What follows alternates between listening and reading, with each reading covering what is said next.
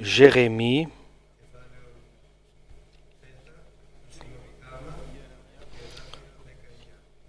donc nous allons lire de l'Ancien Testament, du livre de Jérémie, chapitre 3 et verset 19.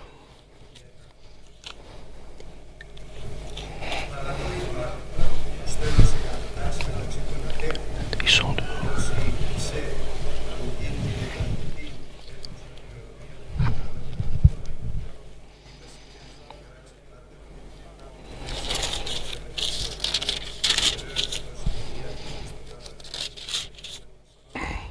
Je me disais, ah, comme j'aimerais faire de toi le premier de mes fils, et te donner un pays de rêve, la plus belle propriété du monde.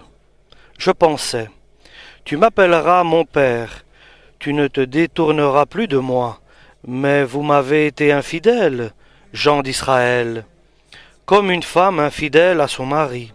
C'est moi, le Seigneur, qui le déclare.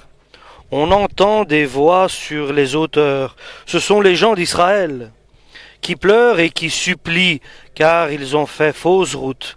Ils m'ont oublié, moi le Seigneur, leur Dieu. Revenez à moi, enfants, volages, je vous guérirai de vos trahisons. Nous voici, nous venons à toi, car c'est toi, Seigneur, qui es notre Dieu. Oui, nous nous sommes laissés duper par les cultes païens des collines, par tout ce bruit qu'on fait sur les montagnes. Mais c'est auprès du Seigneur, notre Dieu, qu'Israël peut trouver le salut. Depuis notre enfance, le culte honteux de Baal a dévoré ce que nos parents avaient acquis, leurs petits et leurs gros bétail, leurs fils et leurs filles. Couchons-nous dans notre honte, acceptons d'être couverts de déshonneur, car nous nous sommes rendus coupables. Amen. Dieu a de bonnes résolutions pour tous les hommes. Il veut que tous les êtres soient sauvés et qu'ils viennent à la repentance et qu'ils font appel au nom de Dieu, au nom de Jésus-Christ, qui les purifie de tout péché. Donc Dieu a de bonnes résolutions, a de bons projets pour chacun de nous et pour chaque personne, dans n'importe quelle situation qu'il soit. Et c'est pour ça que Dieu dit, moi, je vais t'établir avec mes fils, et je vais te donner une terre qui est appréciée, et je vais te donner la paix dans ta vie. Je vais chasser le trouble, parce que Dieu est un Dieu de paix, un Dieu d'amour et de joie et de bénédiction, et c'est un Dieu de vie éternelle. Il a de bonnes résolutions. Et je vais te rassembler parmi mes enfants, parce que tous ne sont pas les enfants de Dieu. Oui, ce sont des créatures de Dieu, mais ce ne sont pas les enfants de Dieu. Ceux qui sont les enfants de Dieu, ce sont ceux qui ont accepté Jésus-Christ, et Dieu leur a donné le pouvoir de devenir des enfants de Dieu. Ce que tu acceptes Dieu ne veut pas dire que tu es un enfant de Dieu. Mais tu as le pouvoir de devenir un enfant de Dieu. Mais pour devenir un enfant de Dieu, il faut que tu marches exactement sur la parole de Dieu. Cette parole qui vont guider tes pas dans sa présence. Et le Dieu d'amour et de paix, il va te donner la renaissance par la résurrection de Jésus. Que cela signifie-t-il? Il va te faire un enfant de Dieu. Il va changer toute chose dans ta vie. Il va d'abord changer ton cœur, qui est dur, qui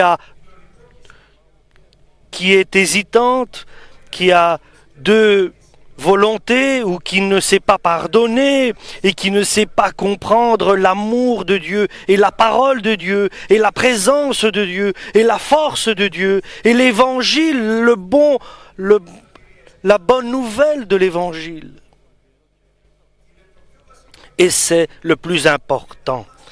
Avec une totale certitude, la parole de Dieu insiste, mon fils. Mais il le dit à ses enfants avec toute attention, prends soin de ton cœur. Mais il le dit à ses enfants parce que de ton cœur proviennent toutes les directions, toute ta vie est dirigée, dépend de ton cœur.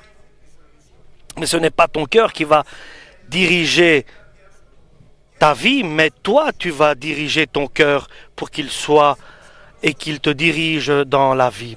Tu es une personne libre, comme tu as été créé par Dieu. Tu n'es pas attaché ou... Pardon. Tu n'es pas attaché à des principes de ce monde. Donc Dieu change le cœur de l'homme pour l'établir son enfant. Et l'esprit de l'homme qui pense connaître toutes choses et qu'il veut être professeur et enseignant, mais Jésus dit, vous êtes tous des frères et vous initiez à mes paroles. Et prenez mes paroles et alors vous serez mes disciples, et vous connaîtrez la vérité, et cette vérité-là vous libérera. Donc il fait un homme nouveau, et moi je vais t'établir parmi mes enfants. Tu m'appelleras Père,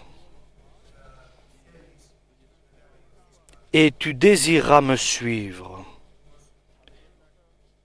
Tu ne te détourneras plus de moi. Mais avec peine, Dieu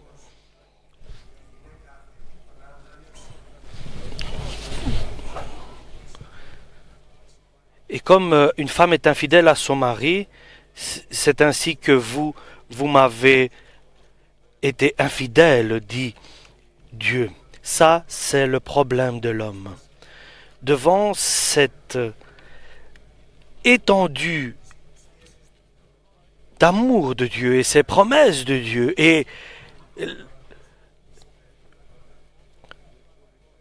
et l'appel de Dieu, l'homme se détourne de cet appel, et cela veut dire apostasie, donc éloignement, égarement, éloignement de la parole de Dieu. Il y a eu des paroles, des voix qui ont été entendues dans les auteurs qui pleuraient parce qu'ils ont oublié leur Seigneur, leur Dieu. Des pleurs, des cris, des supplications par des personnes qui devaient être remplies, inondées de bénédictions et de remerciements après les promesses et les projets que Dieu avait pour le peuple d'Israël. C'est pour cela que Dieu, qui est bon, entend ces pleurs, ces supplications, ces douleurs. Alléluia. Je vous demande, ne doutons jamais que nos prières ne sont pas entendues. Vous devez savoir que chaque prière que nous faisons est entendue par le Dieu Tout-Puissant. Alléluia. Au nom de Jésus-Christ. Tes prières sont entendues. Alléluia. Et ils appellent le cœur de Dieu, l'amour de Dieu. Revenez, enfants qui vous êtes égarés. Il y a une guérison. Alléluia. À la douleur, à la peine, il y a une guérison, un remède. Et le remède, c'est revenez vers moi, votre Dieu. Et moi, je reviendrai vers vous. Revenez vers votre Dieu. Revenez de votre égarement, de votre éloignement, et je serai avec vous. Et cette parole de Dieu qui réconforte, qui encourage, rend l'amour de Dieu possible à chacun qui s'est éloigné. Je viens vers toi, Dieu, car toi tu es le Seigneur, notre Dieu. C'est le meilleur moment de l'homme lorsqu'il revient, lorsqu'il retourne vers son Dieu. Nous sommes laissés duper, nous avons entendu beaucoup de choses, nous nous sommes influencés et notre mal est venu. Mais maintenant nous revenons vers toi.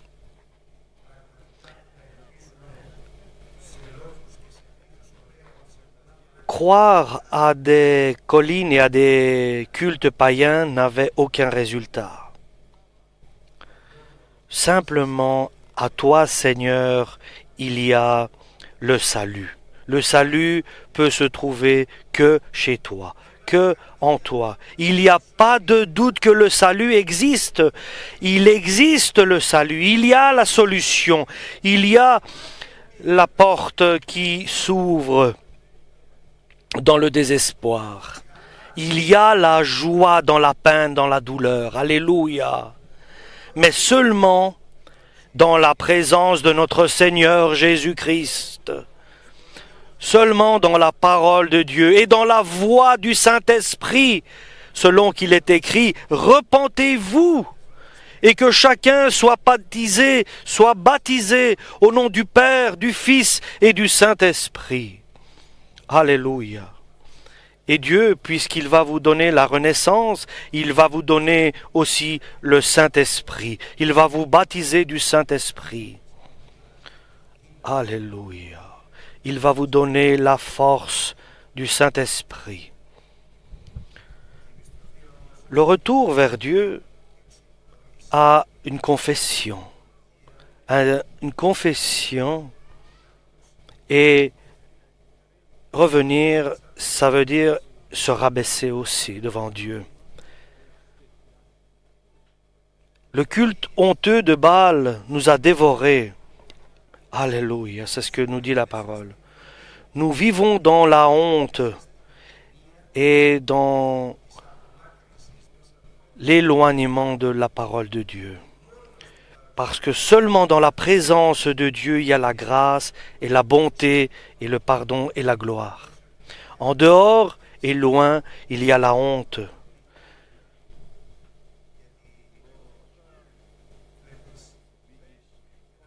Parce que tu vois, c'est comme si tu vois un arbre qui se dessèche parce qu'il n'y a pas de pluie, il n'y a pas d'eau. À la fin, il reste un bois sec, loin de Dieu, loin de Jésus, loin du Saint-Esprit. Notre vie est remplie d'honte.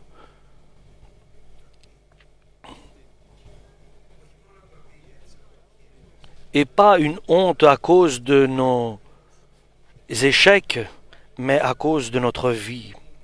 Notre vie n'est pas comme elle devrait être. Elle n'est pas comme nous espérions qu'elle soit. Elle n'est pas comme nous aurions voulu qu'elle soit. Elle n'est pas parce qu'elle n'est pas sous l'attention de Dieu. Alléluia. Elle est sous le pouvoir de celui qui te haït. Le diable, il nous rabaisse, il nous rend honteux. C'est honteux pour un homme et une femme de voir leurs enfants se perdre. C'est terrible de voir un homme, de voir sa femme qui se perd, ou le contraire. Pardon. C'est terrible de voir ces situations.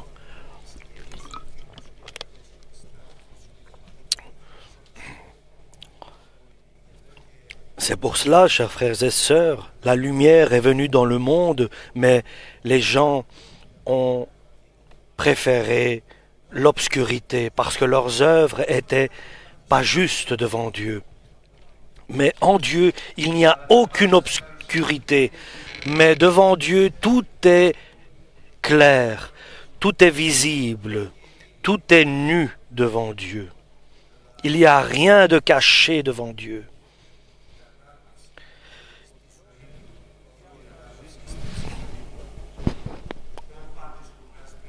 Vous tous, nous dit Jésus-Christ, vous tous qui êtes chargés et fatigués, venez vers moi. Revenez vers moi, et moi, je suis le seul qui peut donner un repos dans votre vie. Et surtout, apprenez à être humble et simple dans le cœur et rempli d'humilité. Apprenez, par mon exemple, à être simple, humble. Et alors moi, je vais vous donner du repos. Alléluia. En clôturant, en terminant leur confession, le peuple de cette époque-là, le peuple d'Israël, disait, ici par Jérémie le prophète, il explique la vérité des échecs et des mauvaises situations et des souffrances dans leur vie. Dans notre vie, souvent, il y aura des mauvaises situations qui viendront, des événements qui ne sont pas agréables. L'important, ce n'est pas les situations que nous vivons, mais les raisons qui ont amené cette situation. Si la raison est le péché, comme nous dit la parole de Dieu ici, parce que nous avons péché contre Dieu et nous n'avons pas obéi à ses paroles lorsqu'il nous parlait, maintenant les choses ne se résolvent pas seulement si l'homme revient vers celui qui est le médecin de notre égarement, de notre éloignement. Alléluia. Si les choses sont d'origine autre que notre volonté,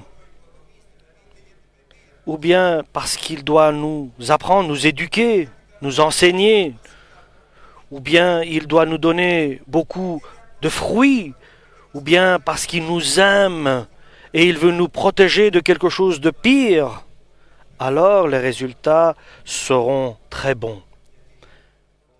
Parce que ce que Dieu apporte, tout se transforme en bénédiction. Mais le message d'aujourd'hui, chers frères et sœurs, c'est que tout concourt au bien, ceux qui aiment Dieu. Ça, c'est le grand secret, que tout concourt pour le bien, pour ceux qui aiment Dieu. Alléluia!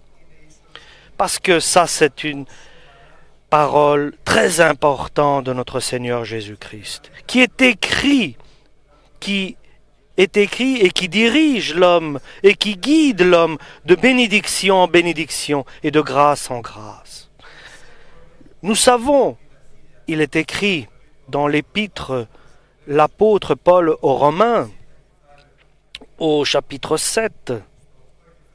8, et verset 28, nous savons que tout concourt pour le bien, pas à tout le monde, mais à ceux qui aiment Dieu.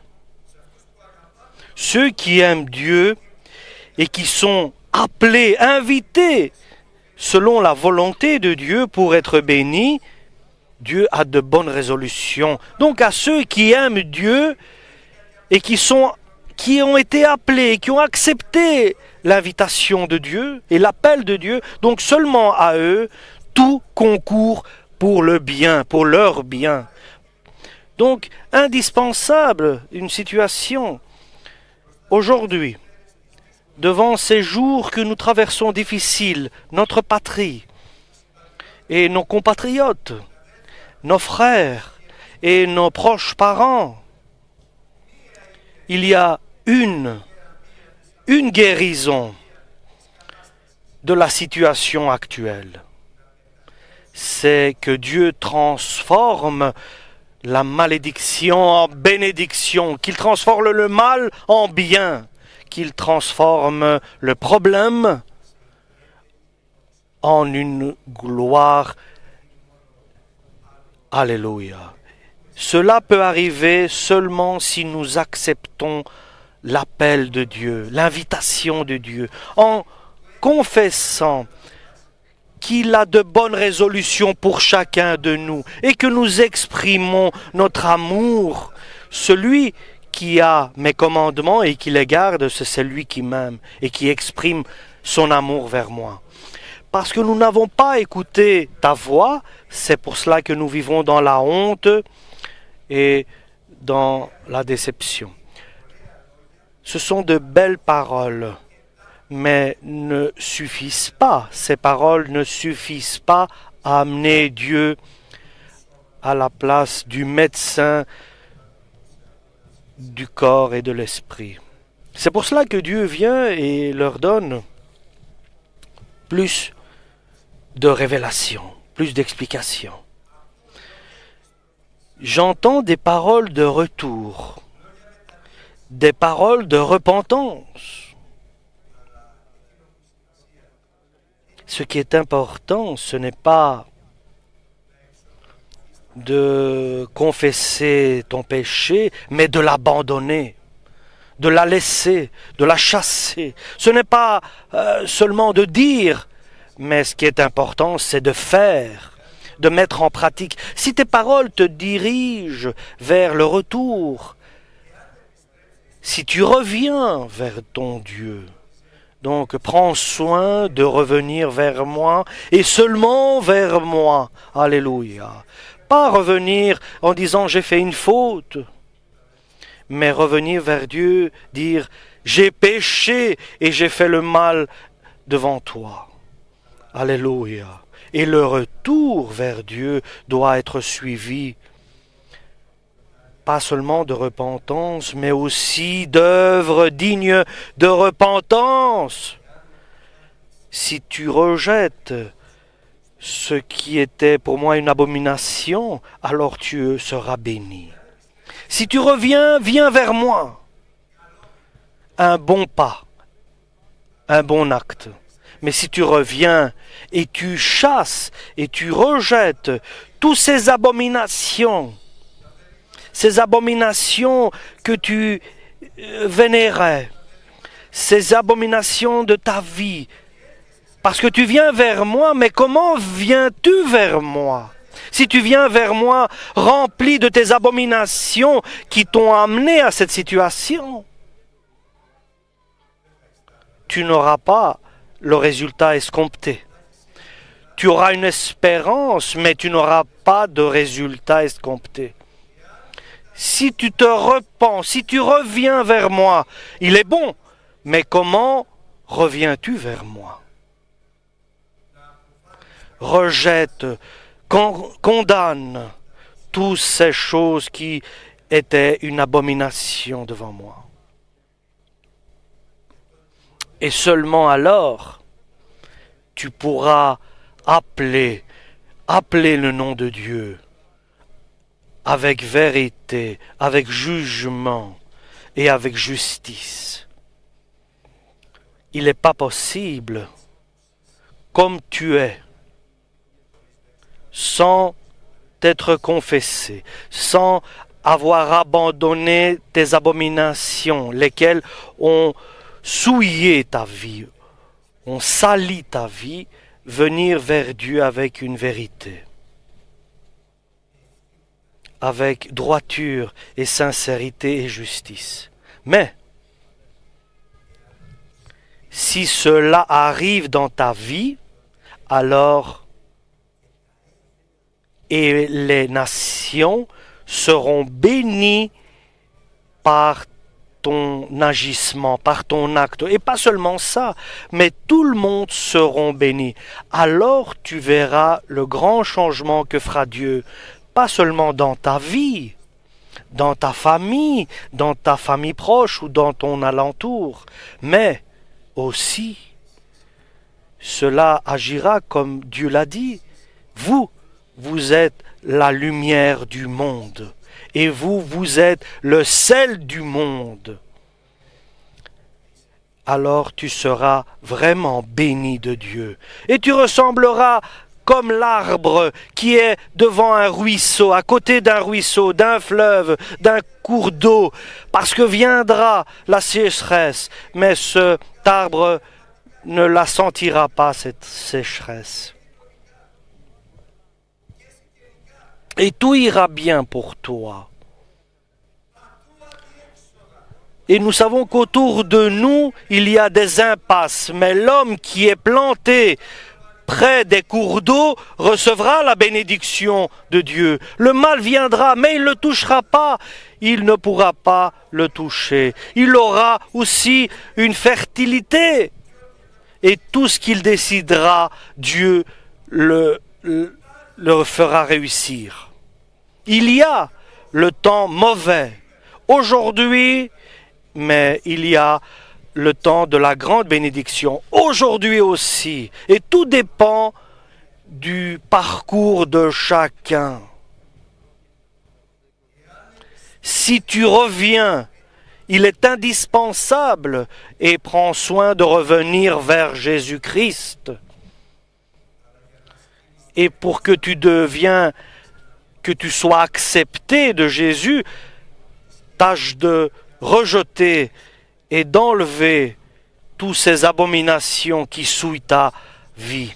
Et alors tu pourras glorifier Dieu avec vérité et justice, et avec sincérité et droiture. Et alors tu verras les résultats et la fertilité de ta repentance et de ton retour vers Dieu le vivant.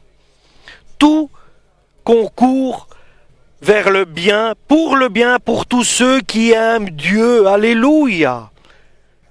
Il suffit que notre amour ne soit pas seulement une parole, mais un acte, des actes, un retour vers Dieu. Alléluia! Et rejet des abominations et prière